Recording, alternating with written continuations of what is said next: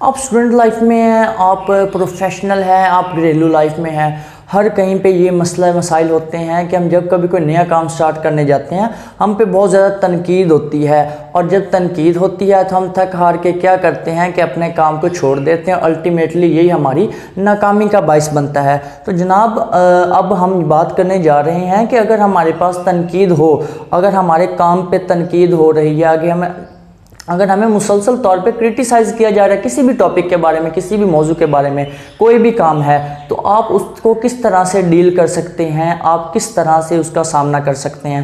तो सबसे पहली बात यह है कि आप बर्दाश्त करना सीखें। जब कभी आपके ऊपर तनकीद होती है तो आपने उसे मैनेज करने किस तरह करना है, आपने उसे बर्दाश्त करने की कोशिश करनी है। तो भाई मैं पहली बात एक ज़हन में रख लें, आप पे तनकीद होने का मकसद ये होता है कि आप कामयाबी की तरफ जा रहे हैं, कि आपकी जो कामयाबी है वो लोगों के दिलों में कांटे की तरह चुभने शुरू हो गई है। क्योंकि जब तक कि ये कांटा दिल में उनके चुभा नहीं है, अगर चुभते ही ना तो उन्होंने बात ही नहीं करनी थी आपके ऊपर। तो बाज़ लोग क्या होते हैं कि उन्हें तकलीफ़ होना शुरू हो जाती है आपकी कामयाबी को देख के, तो इसलिए वो क्या करते हैं, वो बातें करते हैं। बातें क्यों करते हैं? ताकि आप क्या करते हैं, डिस्करेज होकर अपना काम छोड़ दें। लेकिन यकीन माने जहाँ पे आपने डिस्करेज होकर अपना काम छोड़ देना है वहाँ पे आपकी नाकामी है, और आपके जो नेसेयर्स हैं उनकी वो क्या हो जाएगी, वो कामयाबी हो जाएगी। तो सबसे पहली बात ये है कि आपने लोगों की बातें सुन के अपने आप को डिसहर्ट नहीं करना और छोड़ना नहीं है। अगर लोगों ने बातें करनी शुरू कर दी हैं तो इसका मतलब ये है कि आप कामयाबी की तरफ गामजन हैं। तो आपने इसको एज अ पॉजिटिव लेना है। आपकी तरफ अगर कोई एक पत्थर मार रहा है तो पत्थर को अपनी ज़ात के ऊपर लग के ज़ख्मी होने के बजाय आपने उसी पत्थर को अपने पाँव के नीचे रखें, और उसी को आपने क्या बनाना है, सीढ़ी बनाना है। आपके जो मंजिल होती है, आपकी मंजिल की जो स्ट्रॉन्गनेस होती है, वो आप तयन करती है इस बात का कि आपने ज़िंदगी में कितना आगे जाना होता है। जिस बंदे की मंजिल अच्छी नहीं होती, मंजिल जिसका विजन अच्छा नहीं होता या विजन उसका क्लियर नहीं होता, वो बंदा लोगों की बातें सुन के क्या कर देता है, वो डिसहर्ट हो जाता है, वो अपना काम करना छोड़ देता है।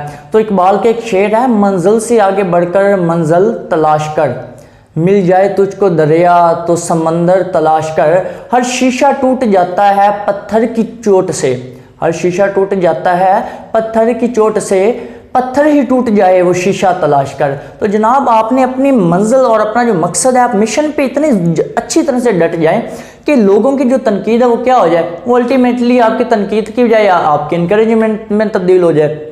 आप जब तक लोगों की बातों को सुनते रहेंगे, यकीन माने आप क्या हो जाएंगे, आप नाकाम हो जाएंगे। लोगों की बातों को आपने इग्नोर करना सीखना है। अगर आप इग्नोर नहीं करेंगे तो ये आपके लिए बिल्कुल अच्छा नहीं होगा। आपके साथ वाक़या शेयर करता हूँ। कुछ मेंढक थे, वो किसी कुएं के करीब से गुजर रहे थे। होता क्या है कि उनमें से दो जो मेंढक थे वो कुएं के अंदर गिर गए। कुआं मतलब कि छोटा सा मतलब गड्ढा था, उसके अंदर गिर गए।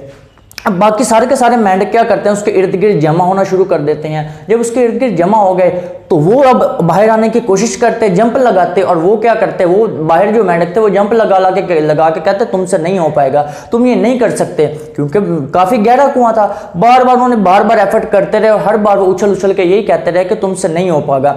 ऐसा हुआ, आखिरकार उनमें से एक जो मेंढक था वो क्या हो गया, वो मर गया। जबकि दूसरा मेंढक जो था उसने अपनी कोशिश जारी रखी, और थोड़ी देर के बाद वो क्या हो जाता है, वहाँ से वो निकल कर बाहर आ गया।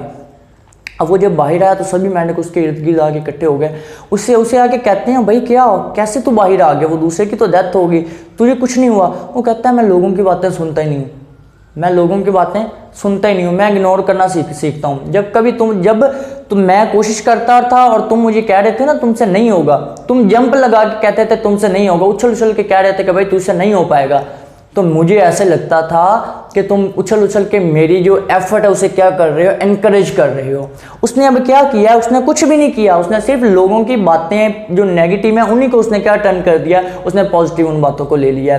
तो भाई खाली बर्तन जो होता है वो ज़्यादा बजता है। खाली बर्तन जो होता है, जो भरा हुआ बर्तन होता है वो आवाज़ नहीं करता, वो शोर बिल्कुल नहीं करता। आप 5 रुपये का सिक्का लें, आप ज़मीन पर फेंकें, क्या होगा, बहुत ज़्यादा वो क्या करेगा, शोर करेगा, वो बिल्कुल मतलब आवाज़ पैदा करेगा। अगर आप 1000 का नोट लें, नोट नीचे इस तरह फेंक दें, वो क्या होगा, वो आराम से आएगा, नीचे आके गिर जाएगा, लेकिन वो शोर नहीं करेगा। तो आपका शोर करना इस बात की गारंटी होता है कि आप बर्दाश्त नहीं कर पा रहे, और जब आप बर्दाश्त नहीं करेंगे तो आप क्या करेंगे, अल्टीमेटली लोग आपको नाकामी की तरफ लोग लेके जाएंगे और आपकी अल्टीमेटली आपकी नाकामी का वो बाइस बन जाएगा।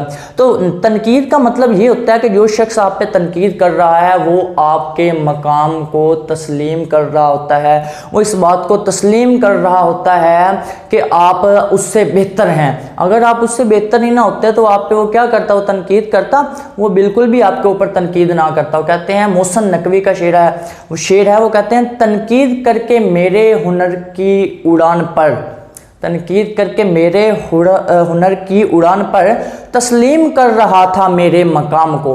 कि जो शख्स आपके हुनर के ऊपर, आपके काम करने के ऊपर क्या कर रहा है, तनकीद कर रहा है, वो आपके मकाम को तस्लीम कर रहा होता है। और उसके दिल में ये बात होती है, उसके दिल में ये ख्वाहिश होती है कि आपने क्या कर देना, आप छोड़ दें अपना काम। और जब आप छोड़ देते हो तो आप उसे क्या कर देते हैं, आप उसे कामयाब कर देते हैं, खुद क्या हो जाते हैं, नाकाम हो जाते हैं। तो लोगों की बातें सुन के आपने अपने काम को तर्क बिल्कुल नहीं करना, क्योंकि जब आपने काम को छोड़ दिया तो आपने लोगों को कामयाब करवा दिया और अपनी ज़ात को क्या करवा दिया, नाकाम करवा दिया। अच्छा, यहाँ पे एक बात समझने वाली है। बात क्या है कि जब कभी मार्केट में नया आइडिया आता है ना, कोई नई बात होती है, तो उसे तनकीद का सामना करना पड़ता है, लाजमी बात है, क्योंकि लोगों को उसका शऊर नहीं होता। सबसे पहले मैं आपको बताता हूँ जी, यहाँ पे जेफ बेजोस का नाम आपने सुना होगा। अच्छा, जेफ बेजोस का नाम सुना हो ना सुना हो, तो मैं अक्सर कहता होता हूँ, कोई भी शख्स होता है वो अपनी ज़ात से नहीं पहचाना जाता, अपने काम से पहचाना जाता है। तो अमेज़ॉन का नाम आपने लाजमी सुना होगा। अमेज़ॉन का जो फाउंडर है, अमेज़ॉन को पहली दफ़ा जो जिसने बनाया था उसका नाम क्या था, जेफ बेजोस था। जेफ बेजोस एक बहुत अच्छी जॉब करता था, उसने दिन रात मेहनत की, उसने 1.5-2 लाख वाली सैलरी की उसने जॉब हासिल कर ली, दिन रात मेहनत करके बहुत मुश्किलों के बाद उसने हासिल की वो जॉब।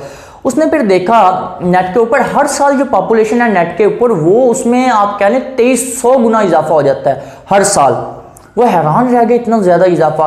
उसके ज़हन में एक प्लान आया, उसने कहा कि मैं कोई ऐसा काम स्टार्ट करता हूँ कि जो सारे का सारा क्या हो, ऑनलाइन हो, क्योंकि ऑनलाइन ट्रैफिक बढ़ती जा रही है दिन ब दिन। उसने अमेज़ॉन तख्लीक कर दी। अब अमेज़ॉन के लिए उसे क्या चाहिए था, उसे वक्त चाहिए था उस पर काम करने के लिए। उसने अमेज़ॉन को अच्छी तरह उसके ऊपर काम करने के लिए उसने अपनी जो जॉब थी वो क्या कर दी, उसने छोड़ दी। अब सभी लोगों ने उसके इस आइडिया को इंतहाई ज़्यादा तनकीद का निशाना बनाया। कहते हो भाई तू पागल है, इतनी मुश्किलों के बाद तूने ये जॉब हासिल की, दिन रात मेहनत की, ये 1.5-2 लाख सैलरी तुझे दोबारा कहाँ पे मिलेगी। उसने किसी की बातें नहीं सुनी, उसने अपना काम शुरू कर दिया और आज अमेज़ॉन एक ब्रांड बन चुका है।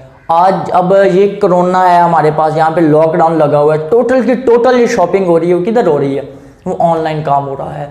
तो इसी तरह मैं आपको एक और मिसाल देता हूँ कि आपने किस तरह बात करनी है लोगों के साथ, किस तरह लोगों के साथ आपने डील करना है। तो बात कर इस तरह होता है कि आप थोड़े मिडिल क्लास होते हैं या लोअर क्लास फैमिली से ताल्लुक़ होता है, आप कामयाब हो जाते हैं, लेकिन आपको फैमिली के ताने दिए जाते हैं कि आपके मतलब बाप ये करता है, आपके पीछे ख़ानदान की ये बेस है।